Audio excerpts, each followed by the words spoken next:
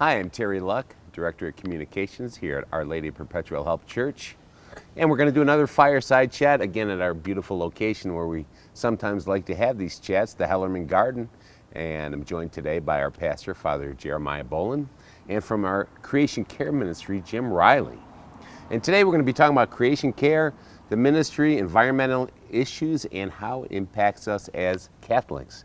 And maybe we could start about talking about the Laudato Si. What is the Laudato Si, Father Jerry? So Laudato Si was the first encyclical that Pope Francis wrote. Popes write encyclicals, and they're one of the highest forms of papal teaching. Encyclicals are generally written to bishops, and then it's up to the bishops to implement the teachings of the encyclical. Very interesting was that Pope Francis did not write the bishops specifically. He wrote this letter to the whole world. He felt the issue of our environment is everyone's issue, whether you're Roman Catholic or Orthodox, whether you're a believer or a not believer, whether you live in North America or Asia or South America. The environment is all of our responsibilities. And Laudato Si comes from the opening words of a great prayer of St. Francis of Assisi, who in the minds of many is the patron saint of the environment, who had a great devotion and love for the majesty of creation. This document was greatly influenced by the ecumenical patriarch Bartholomew, who has devoted his ministry as the patriarch of the Orthodox Church to the care of the environment. So much so that on October the 31st is a holy day in the Orthodox calendar for the care of creation. And Pope Francis followed suit by declaring August 31st as a universal day of prayer for creation for Roman Catholics. In this document, the Pope outlines the tragic issues facing the world as we know it. The Holy Father accepts the science of ecology and of the environment. He believes that the climate is in crisis, that the oceans of the earth, the melting of the glaciers. In this document, the Holy Father says that the smallest particle of the smallest particle of the smallest particle of creation is interconnected. And when we tamper with one level, we affect the whole system. And so he urgently pleads for the human community to take seriously the threats that are real. And all we have to do is open the newspaper and see the horrific fires out west and in Greece. We see the melting of the glaciers. We see the difficulties that face us in protecting this precious gift of the environment. So this document continues to inspire all of us to maintain our commitment to protect the environment that God has entrusted to us. Now, Jim, then the Laudato Si, and when was it written in the... 7 years ago. 7 years ago. Did that inspire the creation of this ministry? It did, Terry. It did. Laudato Si was published in June of 2015, and that was the year that was the last year of my tenure on the parish council. And as we were setting goals for the year for the parish council in the fall of 2015, I suggested that setting up a creation care ministry, which really sought to further the teachings of Laudato Si, is something that we ought to do at OLPH. And so the parish council did agree with that. In the spring of 2016, we had our first meeting, and since then we've tried to further the teachings of Laudato Si in a couple of different ways, one of which is to educate the parish about the environment and what the parish and the parishioners can do to further the goals of Laudato Si and to help in terms of taking care of the environment. And we can see, and people have seen presumably the bulletins. We've done a number of bulletins, and we're going to, with different articles, and we're going to have those put on the parish website at some point in the near future, so that people can refer back to them. And in addition to that, we've worked with Father and others to try to implement some of the environmentally conscious efforts that can be made in order to improve energy usage and recycling and other types of activities on the parish campus. And Father's been wonderful in terms of working with our ministry to try to get those things implemented on the campus itself. So this document has had such an impact on both of you, right? So how has it impacted your faith? Well, for me, it was a very eye-opening experience to, papal documents, I mean, as wonderful as they are often very abstract and, are very philosophical or theological in their orientation. This is a very readable document. It was really written with the perspective of helping to educate, inform, and illustrate why the protection of the environment is a moral issue. It's a political issue, it's an economic issue. The Pope makes the case this is a moral issue. And it's really affected me in terms of my own sense of things. I find myself much more conscious of environmental related issues. And I see it as a faith response. In this document, the Holy Father begins with creation, the story of creation. And God has given us this great gift. And we're on the verge of destroying this gift if we don't take measures. And it starts with me as a person. And then it takes a form in the relationship of a community. How do we educate ourselves? One of the things I love about the bulletin articles is that our Care and Creation Committee keeps educating us. Here in Glenview, there are many ways that you can be an active participant in recycling, in your use of energy, in your consciousness of the needs of others. We've tried to take an aggressive approach in the school with our children.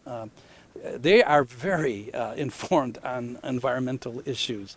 And any parent knows if you're tossing something or you're using something that could be used again, your child will often be the first one to say, Mom or Dad, knock it off.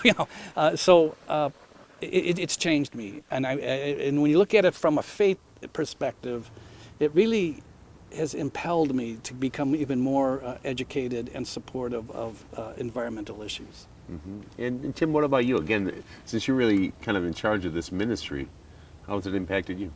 Well, Terry, as my children were growing up, we were very much involved in terms of trying to educate them about the environment. Vast majority of our vacations that we took as a family were to the national parks to try to expose them, to nature. And when in light of that, I think I had kind of a general view that protecting the environment was extremely important for all of us.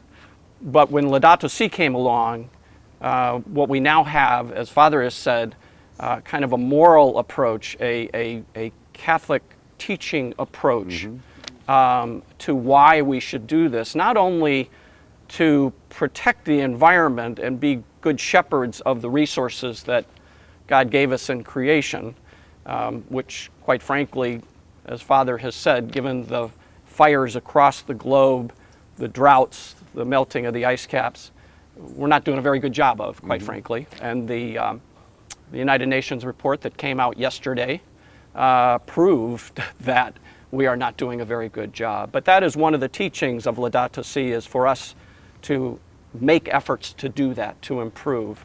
And I think we try to do that as a family every day. But in addition to that, again, as Father has mentioned, the environment and the people of God's creation are intertwined. They are inexplicably connected. And so we need to do things in addition to protecting our environment, not only for the environment itself, but also, quite frankly, to protect our fellow man, to help our fellow man. There's a tremendous social justice component to Laudato Si. And in the society we live in today, certainly in Glenview, where we are very well off, we have a consumer society. We're using too many resources, and the Pope specifically calls that out in Laudato Si. And says that the wealthier countries of the world need to cut back on their use of resources, and in doing so, they will, in fact, be helping their fellow man who, quite frankly, the poor of the world are not doing as well, obviously. We see food insecurity increasing, particularly in sub-Saharan Africa and in other parts of even our hemisphere. And we really need to cut back on our use of resources so that those folks aren't negatively impacted by what we're doing to the environment. Okay. So what are some things that just one person can do? What are some good examples to impact the environment? Yeah, it's a great question, Terry. And the problem, I think, with trying to address this global issue, as you mentioned, is that it can be somewhat overwhelming to people. That, they think as an individual, unless they're Greta Thunberg, who many of you, I'm sure, have heard about, there's nothing that they can do. But there are plenty of things that each one of our parishioners can do. I think the parable of the mustard seed is very instructive here. A tiny mustard seed, as all of you know, can grow into an immense tree. And I think if we put together, through all of our efforts jointly, small things like small mustard seeds, they can grow into what is, in fact, a significant impact on our environment and improving particularly the carbon dioxide which flows into the atmosphere and obviously is causing the global warming. So we've mentioned in a number of our bulletin articles a number of things that people can do, and I'll give several examples. One is, when you're walking out of the room, turn off the lights, turn off the computer, reduce your energy. Some people would say that that's literally too small and it doesn't make a difference, but collectively it does make a difference. Converting, the incandescent bulbs that you have in your home to LEDs. LEDs use 75% less energy than incandescent bulbs. It's tremendous. In fact, some people would say they can see an impact on their energy bills when they switch to LEDs. Water usage. Let's not waste water. And I think this is something that, again, we here in the Chicago area with Lake Michigan take for granted, that Lake Michigan is always going to be here. People in California have learned that that's not, in fact, the case. Water is a resource to be treasured. And just to give you an example, in the last 6 years, the water levels of Lake Michigan have actually vacillated by as much as 6 feet. And there is some research going into whether or not, due to climate change and the evaporation with increased temperatures, whether or not the evaporation rate of Lake Michigan would make it go down even further and interrupt the ecosystem. We can also use disposable or reusable containers for food storage and other storage. Reducing our plastic use is just a tremendous improvement in terms of the environment, and there are a lot of alternatives to that. And if you do have to use plastic, please follow the guidelines in terms of washing the plastic, using as little water as possible, but making sure that we're recycling them properly. And then finally, something that we did do here about a year ago was to ask people to join the Arbor Day Foundation and to make donations in order to plant trees across the world. And I think that that's can have a tremendous impact.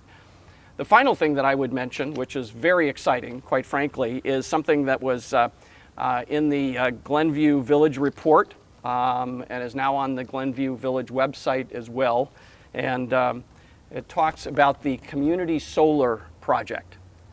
And the Community Solar Project is an effort by the Metropolitan Mayors Coalition, and was also one of our parishioners, Aaron Newman, was involved in that. And it was an effort to try to make available community solar energy to families very broadly across the metropolitan area without people having to undertake the daunting task of trying to figure out what they need to do to put solar panels on their homes and the costs associated with that. And while I'm not an expert, I would say it can be put pretty simply, which is by investing or signing up for a community solar program, which you can do starting with the website for the Village of Glenview or any area village, and then following the links that they have there. Effectively, what you're doing is you're transferring your energy usage from typical fossil fuel generation, such as from coal or natural gas, to a huge group of solar panels out in some field in Illinois. And instead of power being generated from power plants by using fossil fuels, the power is being generated through these community solar projects. And to me, signing up for this is really a no-brainer. In fact, I am told that the contract that the village has entered into would limit the costs of energy to a maximum of the ComEd Edison rate. So you will never pay higher than you would otherwise pay if you stayed with Commonwealth Edison. So this is something that we as a parish can make a tremendous effort. I would challenge but also love it if every one of our parishioners signed up for the community solar program. I think it would be a tremendous thing for us and our parish to do. We're also talking with Father about the possibility of OLPH through the Archdiocese getting involved in a community solar effort as well. So there's a lot that we can do going forward on this. Well, that is really exciting stuff. Father Jerry, it'd be great if we could be involved in that. And are there other initiatives we're working on right now?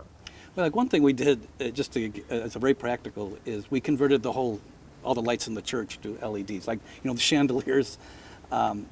And it is amazing, first of all, the long-term life of the LED bulbs and the reduction in the energy costs. And people were astounded at how much brighter the church was with this new technology. And that was a very, did it change the world? No. Did it make a positive step forward for our parish? Yes. And how easily and effectively you can transition from incandescent like bulbs to LEDs. We are, the Archdiocese, the parishes are on a corporate energy plan, and we've begun the conversations as to how can a parish participate in a community solar project or other kinds of solar programs. There are many different options, and I hope that is one that we can pursue.